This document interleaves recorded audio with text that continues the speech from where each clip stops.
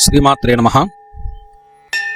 2026 మార్చి 3వ తేదీన సంభవించేటువంటి ఈ సంపూర్ణ చంద్రగ్రహణము గురించి శాస్త్రాలు ఏమని చెప్తున్నాయి, ఎవరెవరు ఈ గ్రహణాన్ని చూడవచ్చు, ఎవరెవరు చూడకూడదు, తర్వాత ఎవరెవరు శాంతి పూజ కానీ లేదా శాంతి దానాలు కానీ ఇవ్వాలి, ఇంకా ఏ రాశుల వారికి దోషం ఉంటుంది, వారు ఏమేమి చేయాలి అనేటువంటి విషయాల గురించి చూద్దాము.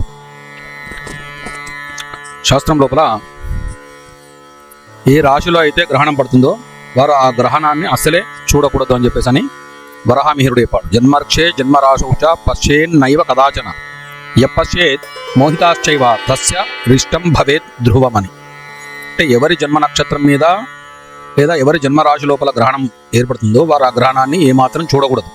ఒకవేళ మోహంతోని తెలిసి తెలియని తనంతో చూసినట్టయితే వాళ్ళకు రిష్టం అంటే కష్టాలు కానీ అనారోగ్యం కానీ ఇబ్బందులు కానీ ఎదురయ్యే అవకాశం ఉంటుంది అని.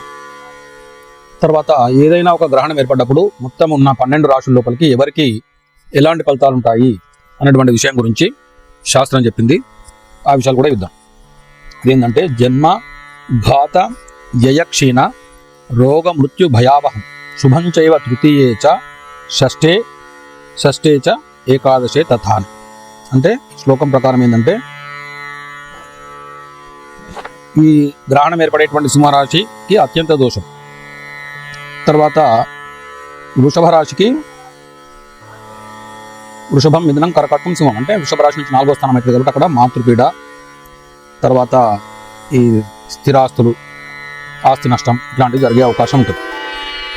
ఇంకా కన్యా రాశికి సింహరాశి 12వ స్థానం అవుతుంది, అక్కడ అధిక ఖర్చులు, ధన వ్యయము, వ్యసనాలు ఇట్లాంటివి ఏర్పడే అవకాశం ఉంది, అంటే దుర్వ్యసనాలు.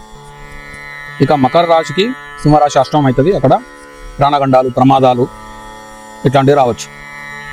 కాబట్టి ఈ రాశుల వారు కూడా ఈ గ్రహణము పడుతున్నప్పుడు ఈ గ్రహణ దోషం పోవడానికి ఎట్లాంటి స్తోత్రాలు చదువుకోవాలి అనేటువంటి విషయాన్ని గురించి ఆ స్తోత్రాలు, శాస్త్రం సూచించినటువంటి స్తోత్రాలు చదువుకుంటే చాలా మంచిది. ఇక మధ్యమ ఫలితం ఉన్నటువంటి రాశులు కొన్ని ఉన్నాయి. వాళ్ళు ఏంటంటే గ్రహణాన్ని చూడవచ్చు, కానీ చూసినా చూడకున్నా కానీ దానికి తగిన అనుష్ఠానం చేసుకోవాలి.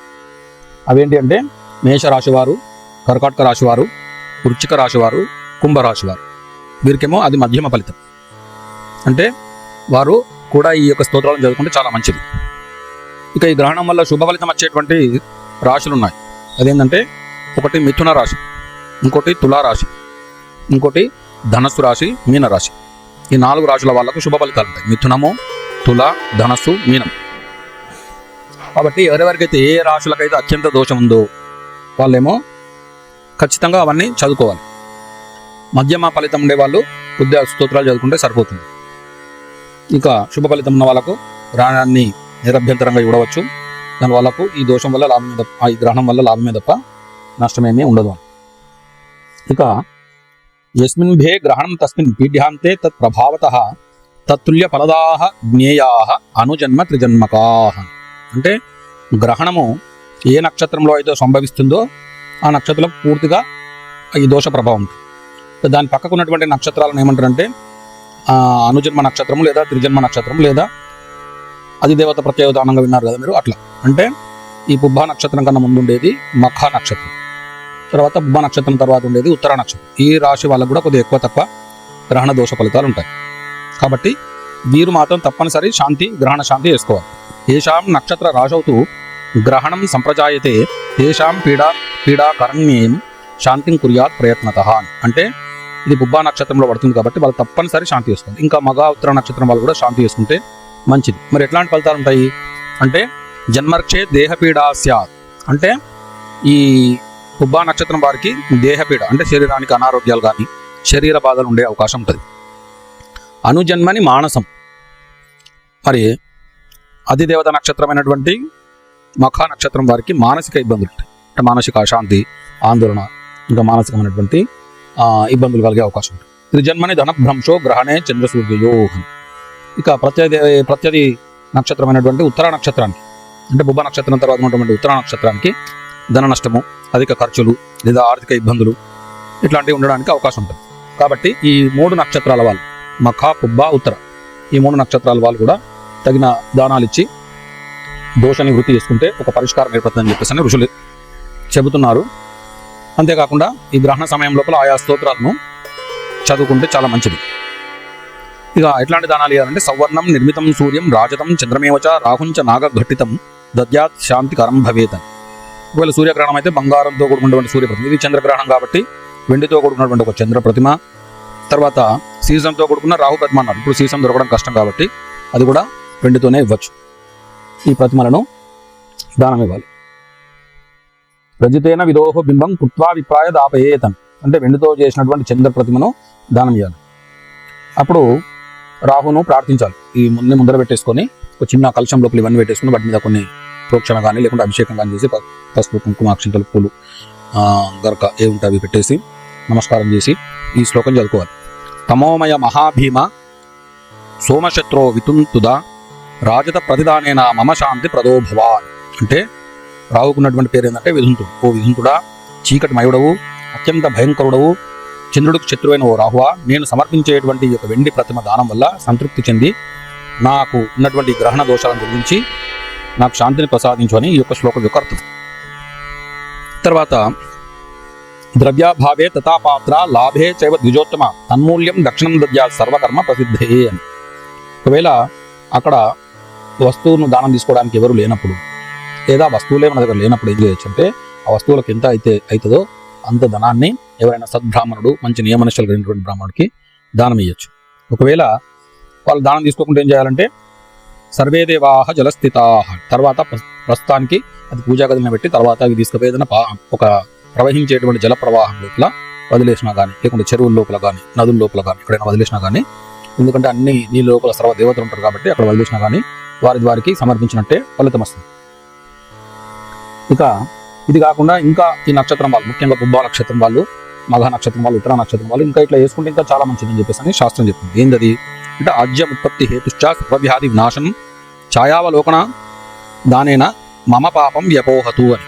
అంటే ఒక చిన్న గిన్నె లోపల అది కంచుది కానీ ఇత్తడిది కానీ ఏది లేకుంటే ఏ పాత్ర దొరికితే అది కానీ తీసుకొని అందులోపల నెయ్యి పోసుకొని ఆ నెయ్యి లోపల తన ముఖం చూసుకొని ఈ ఛాయావలోకనం చూడడం వల్ల ఈ దోషాలన్నీ కూడా ఈ నెయ్యి లోపల కనిపించేటువంటి ఛాయకే సంప్రాప్తించుగాక, కానీ నేను మాత్రం సంపూర్ణ పవిత్రంగా శుద్ధుడుగా ఉండునుగాక అని ఒక శ్లోకార్థం వస్తుంది.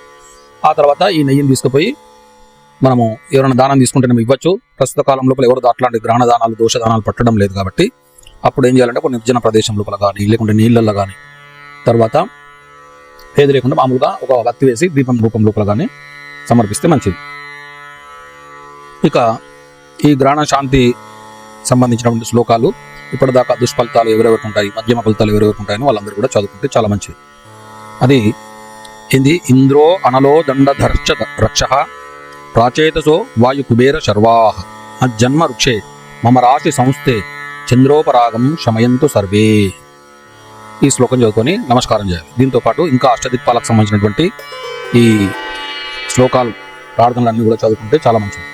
ఇవేంటిదంటే యోసౌ వజ్రధరోదేవ ఆదిత్యానాం ప్రభుర్మతః సహస్రనయనశ్చక్ర గ్రహపీడాం యపోహత్ ముఖం యః సర్వదేవానాం సప్తార్చిరమితద్యుతిః చంద్రసూర్యో పరాగోత్తాం అగ్నిపీడాం యపోహతు యః కర్మసాక్షి లోకానాం యమో మహిషవాహనః చంద్రసూర్యో పరాగోత్తాం గ్రహపీడాం యపోహతు రక్షో గణాధిపస్సాక్షాత్ ప్రళయానల సన్నిభః ఉగ్రకరాలో నిర్వృతిః గ్రహపీడాం యపోహతు నాగపాశధరో దేవః సదా మకరవాహనః వరుణో జలలోకేషు గ్రహపీడాం యపోహతు య ప్రాణరూపో లోకానాం వాయుకృష్ణ మృగప్రియః చంద్రసూర్యో పరాగోత్థాం గ్రహపీడాం యపోహతు యోసౌ నిధిపతిర్దేవః ఖడ్గశూలధరో వరః చంద్రసూర్యో పరాగోత్థాం కలుషం మే వ్యపోహతు యోసౌ శూలధరో రుద్రః శంకరో వృషవాహనః చంద్రసూర్యో పరాగోత్థాం దోషం నాశయతు ధ్రువం